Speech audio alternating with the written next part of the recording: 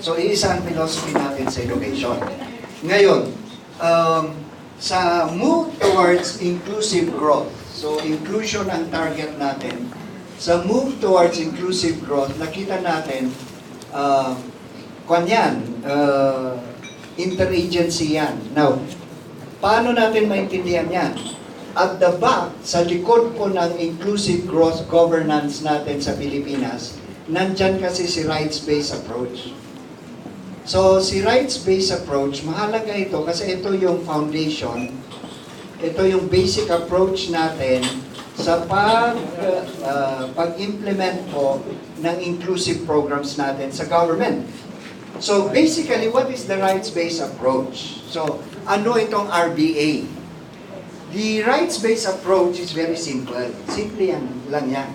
Unang-una, ito yung malinaw na pagtukoy ng kung sino ang duty bearer at rights bearer. Okay. So that's the approach where you are clear and determinative of who is the duty bearer and who is the rights bearer. So clear tayo doon. Nakuha natin, no? So, all government instrumentalities, agencies, programs, all government instrumentalities are duty bearers. And the citizenry are the rights bearer. So very simple yan. Ngayon, duty bearer, rights bearer. In any situation, halimbawa, si ma'am halimbawa, IP siya, IP siya.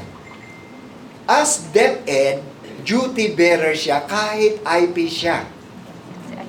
Pero, in a situation where ang sinusulong niya ay agenda ng community and she talks as an IP, she is a rights bearer. So, depende po sa situation. Pero malinaw tayo, sa kada situation, sino ang duty bearer, sino ang rights bearer.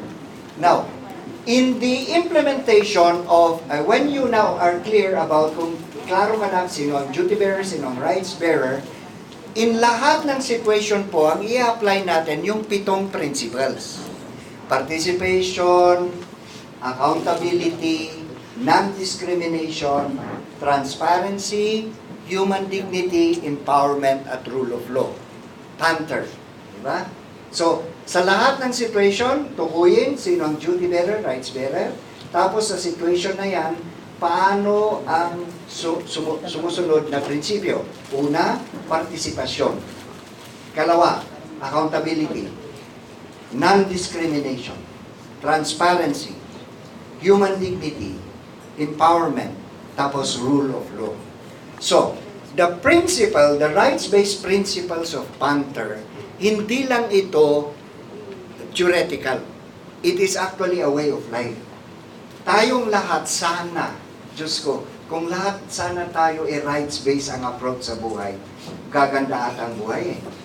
Halimbawa, Panther. Ang Panther kasi, akala natin, prinsipyo lang sa program implementation. Hindi po. Ito ay way of life. Kasi lahat ng bagay sa buhay, pwede mong i-Panther eh. Halimbawa, i-Panther natin ang relasyon natin sa asawa natin. Oh, so for example, between spouses, i-Panther mo yan. Sa family decisions, kumusta ang participation? Si Mr. lang bang nagdi-decide? Anong participation ni Mrs.? Accountability. Sino ang accountable sa ano? Diba? Pwede mo i-Panther ang relasyon mo sa spouse, sa family, sa accountability. O ikaw ang in charge dito, ikaw naman ito, ako naman ito, ganon, di ba? Accountability, non-discrimination. Kahit may favorite ka na anak, siyempre walang discrimination, siyempre. Empowerment, rule of law. Yan. Pwede rin i-apply mo sa, halimbawa, sa simbahan. O, Father, halata ko, maganda ang liturgy natin, pero alam ko, malaki rin ang koleksyon. Transparency, Father. Saan ba pumupunta yung koleksyon? Pwede mong i-panterize lahat. O, principal, school head ako, Panther ko man. Sabihin ko, Panther ko nga ang pagiging principal ko.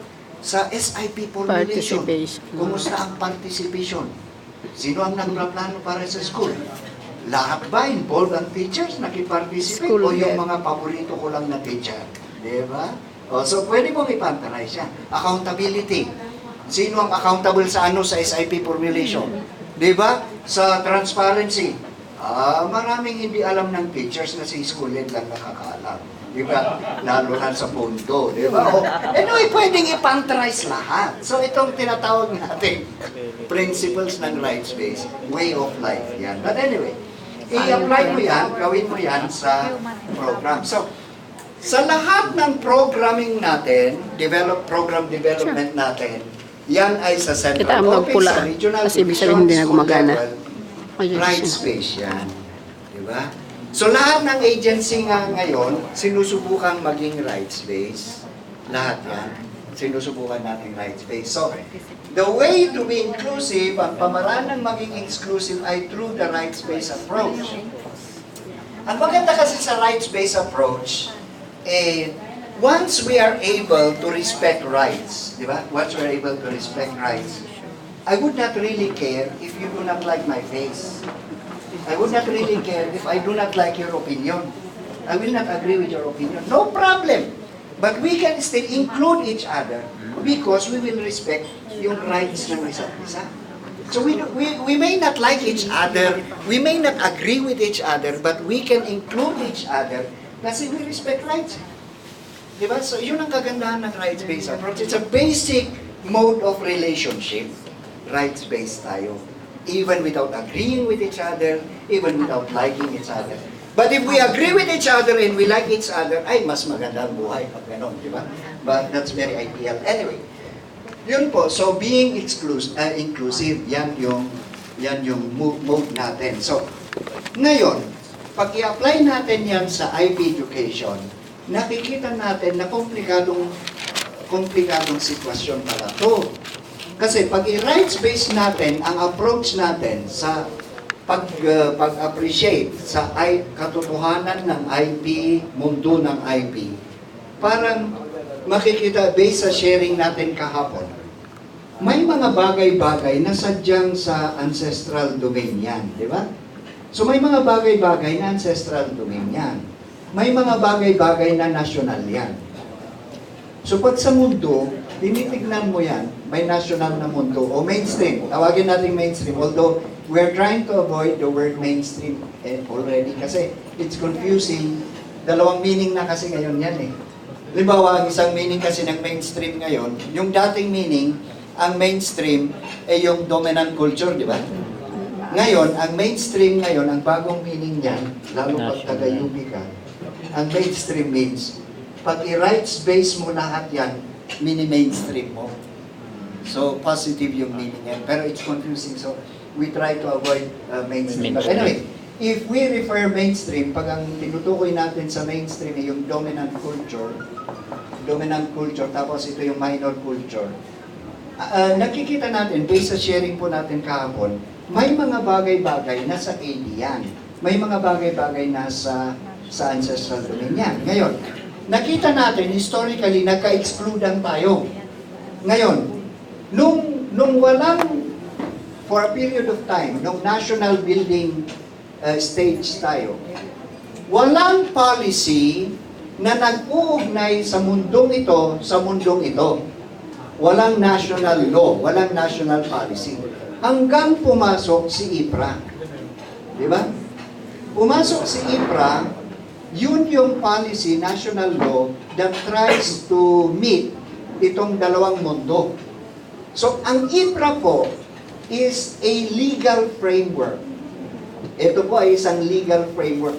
Hindi siya batas na katulad ng ibang batas.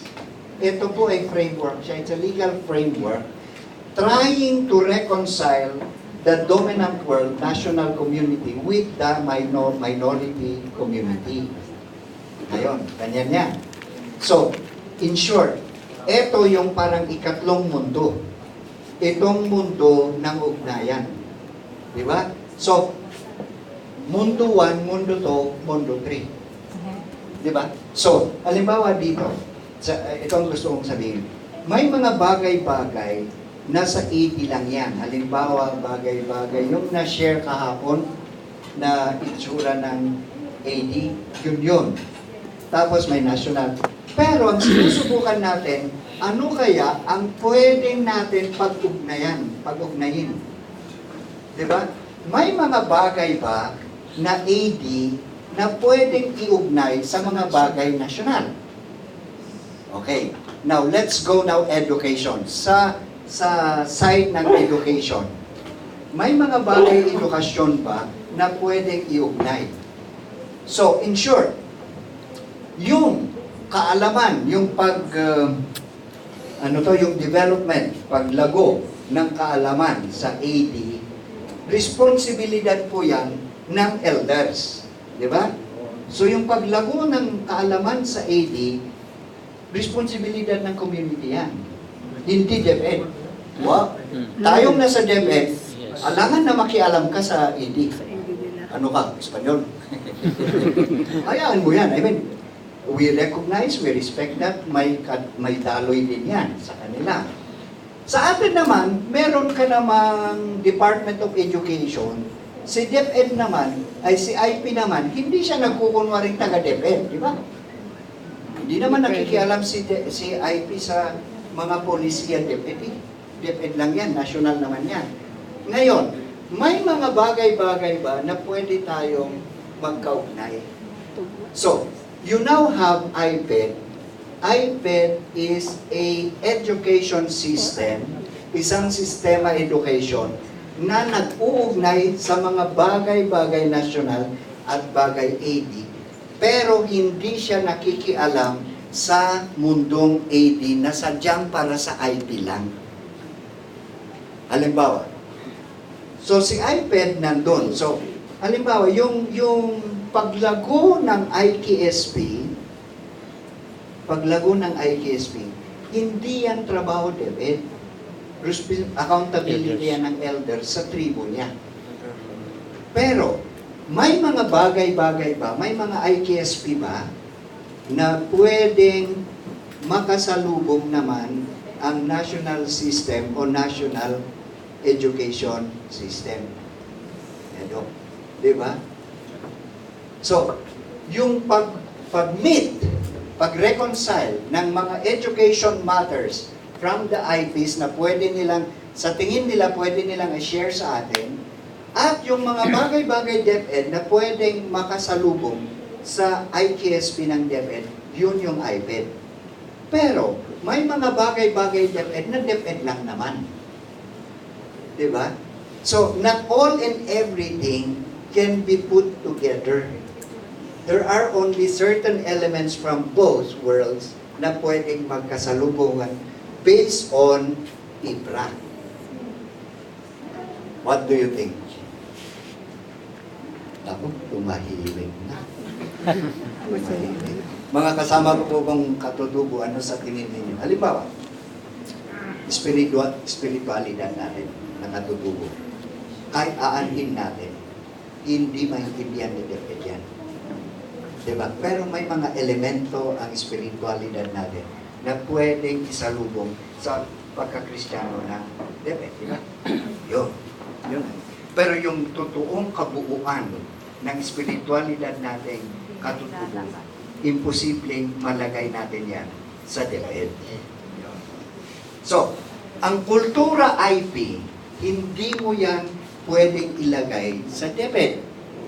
Kasi, si DepEd, edukasyon lang ang hawak. Di ba sabi natin kahapon, ang katotohanan mundo ng IP, nandun na lahat. Walang pakialam si DepEd sa politikal. Sa issue ng IP, issue edukasyon yan, at the same time, issue economics at issue political. Holistic siya eh. Buo siya. Hindi mo masagot dito sa iPad. Pwede. So, ang mahirap ngayon, makikita mo, eto, specific sa education lang siya. Eto, ang sinasabi nito, holistic, nandun lahat. So, pwede ba na ang pag-usapan natin lang ay yung mga matutukoy natin na tungkol sa kaalaman, sa knowledge, di ba? Sa education. Yun lang ang pwedeng pakipag-ugnayan ng DepEd. Pero hindi kaya ni DepEd yung mga tanong natin, halimbawa, tungkol sa livelihood natin, sa political system natin, di ba? So, halimbawa, sa kaayusan governance, si NCIP naman ang kinakausap natin dyan, di ba? Si NCIP at si DILG, kaya nga may IBMR tayo. Doon naman. Tungkol naman sa meron tayong herbal knowledge system, di ba? Medical health knowledge system. Si DOH naman yon, di ba? So, sadyang mundong ito, one whole siya. Ito, segmented. Kaya kaya lang ni DepEd na paggalawan yung mga bagay-bagay related to education. So, yung pag-ayos ng ganong usapan, ito po yung iPad. Di ba? So, paano ang reaksyon ng mga kasamang katutubo? Kasi kailan malinaw yan. Hindi hindi kaya ng DepEd kung lahat ng mga hinaing natin, sa totoo lang, lahat ng hinaing natin, ibagsak natin kay DepEd, hindi niya kaya. Kasi hindi naman siya NCIP, hindi naman siya DA, hindi naman siya DNR. Truth. Diba? DepEd lang siya. Education lang ang mandate niya. So, sa mandato education, yun lang ang pwedeng pakiusapan sa DepEd. Para mabuo natin ang tinatawag natin IBED. Kay DA, ibang usapan yon. Diba? Yung kay DOH, ibang usapan naman yon. Ang kagandahan nito, ang special place ng DepEd, ito ang mahalaga. Kasi crucial si DepEd. Kasi hawak-hawak ni DepEd yung pamaraan ng pag-iisip. Di ba? Pwedeng makaugnay natin si DNR. Di ba? Si DOH, kinaugnay natin. Pero yung pag-iisip nila, pag-iisip Western pa rin, hindi tayo magkaintindihan. Hindi pwede. Tapos, yung mga IPs naman natin, makikiugnay sa DILG, matuto ng mga proseso, Kongreso at Senado. Wala, maging kwan na yan. Magiging congressman na yan. Mamaya, siya pang magbebenta sa atin yan. Diba? Diba? What do you call a group of fishes? You call it a school. What do you call a group of baboons? Boobs. Ay, boobs. Baboons. Mga monkeys ba? Ano? Akala ko'y BUB na. Yung unggaw-unggaw ka. Bakus. O, bagus. Anong tawag natin sa group of baboons? Google mo tayo. Google mo. A group of baboons is called a congress. Ay, Congress. Diyos ko na.